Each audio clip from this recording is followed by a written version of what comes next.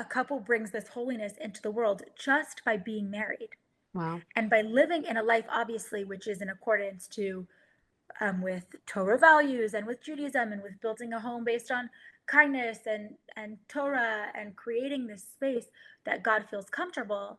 That's a huge part of our mission. But how do Mm. we do this? We have guidelines in the way that we do this, and we are told of this concept of Niddah. Niddah is this era, this time of separation that the husband and wife experience. Now, a husband and wife are supposed to be together. That's their natural state. Their natural state is a state of togetherness. So when we talk about this state of separation, poses kind of like a huge challenge on the marriage. Why would we separate? What's I think the most important thing to understand is we have all these insights to help us understand how we do it and why we do it and what it brings to our marriage. But we first have to understand that the concept of family purity, which is really the umbrella concept, is really it's a divine at the core of it, it's a divine decree, it's a divine command. Mm. Why is it important to understand that? Because no reason is ever going to make it easy for us. If Mm. we're in a healthy, loving, committed relationship, we're going to want to be together with our spouse. We're never going to want this time of separation. But understanding that God is giving us this unique opportunity to fulfill his will, which obviously brings us to the ultimate space of connection and sacredness and intimacy within our marriage, we know that we're so lucky. So, what is the separation? So, Yeah. the first time we hear about it is in Leviticus. And what we hear is we have this idea of separation, which is followed by renewal. What is that? So, essentially, when a woman experiences her menstrual period cycle, she enters a state of Niddah. Niddah is loosely translated and very loosely translated as impurity. And the reason I say loosely is because um, I have yet to find an accurate word in English that Mm. actually translates what Niddah is. So I kind of go between impurity and separation. And it's really Yeah. this state where we just have to understand what's important is to understand that men and women, man and woman are not permitted to be together physically. There's a process that we go through to come back together. And it's this the rough draft is basically we have 2 weeks on, 2 weeks off, as we like to say, Mhm. in a regular cycle, where for 2 weeks we are separated and for 2 weeks we are together. How we get back to the togetherness is a woman immerses in a spiritual bath called a mikveh. She immerses and she is back to this state of togetherness with her husband. During this time, we aim to focus on our spiritual and emotional renewal so Mm. that we always keep this marriage in a space of sanctity. You know, we never want to experience, we never want the intimate part of our relationship to kind of get stale. Yeah. And it's important to do things to keep it fresh and passionate and loving and warm and exciting. Mm. And we believe in this strong idea of anticipation. We always want, actually, I'm going to change that. In a marriage, we always need to want each other. In Mm. order for the marriage to be in its good place, a husband needs to desire his wife deeply, and a wife needs to desire her husband deeply. And that really creates that strong, passionate, firework like chemistry, Mm. which is so important within a marriage. Mm. You know, it's like you read all of these things about husbands and wife that fight. Yeah. The ones that don't fight, you know, common folk would look and say, "Oh, they're so lucky. They don't fight. They don't argue. That's such a blessing."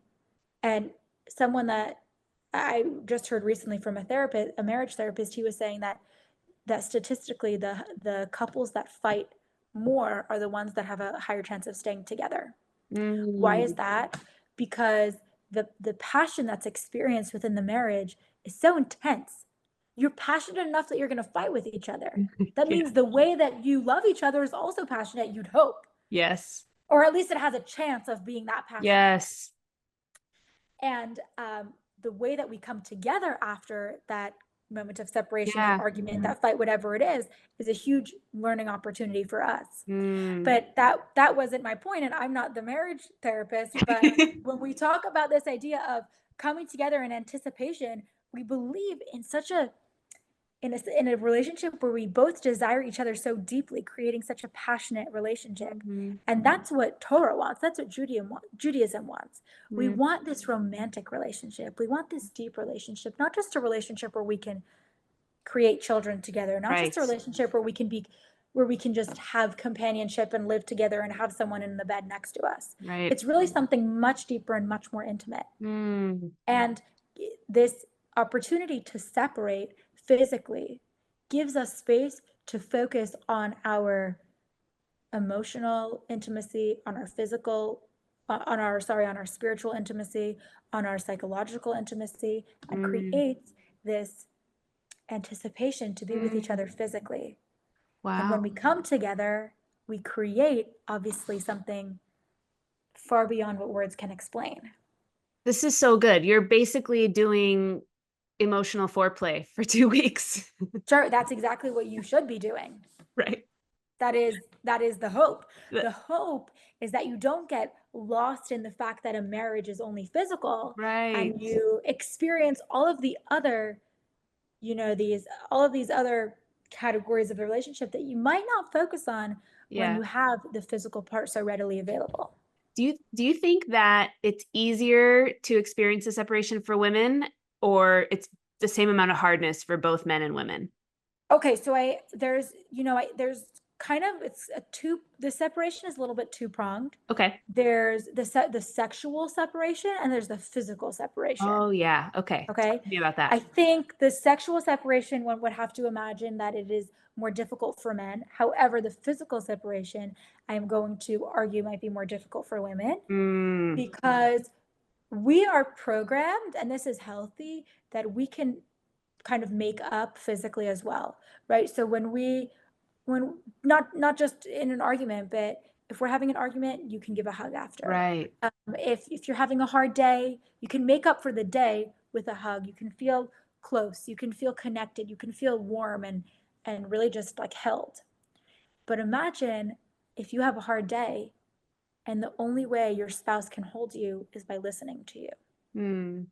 Yeah. Your spouse is really going to have to dig deep and tap into their ways of listening to make that listening feel like a hug. Right. Right. So we really have to work on those parts. So I think men and women definitely experience it differently, but I think Mm. I'm sure it goes in stages. I think different couples work differently, and different couples at different times obviously have different Yeah. dynamics. It really also occurs to me that, like, there's an opportunity for self-development. Like, there's an opportunity to not take the other person for Yeah, granted and, yeah, like, kind of, like, absolutely. give yourself what you need. Yeah. Yeah, is that what you experience? I there's something that happens, it's called over familiarity. And it's important to take a step back. It's important, yes, there's a lot of as a human, we're ready to band-aid things with physical Mhm. touch, which is okay at many times. But obviously, yes, I think you're so right. We have to Ugh, it's a time for self-introspection. It really is. Obviously, it's a time for marital introspection, but you're two halves. At the end of the day, you're two halves of one whole, but you're two halves. yep, And yep, you have to work on yourself to yeah, come back to that state of your marriage to be together. yep, yep, it's so good, it's so good. It's like, this is corny, but, like, relationship, like, you don't Yeah. wanna be, like, at the dock, like, anchored, you wanna Him. be Yes. voyaging. Yes. Yes. Yes. Yes. That's so Absolutely.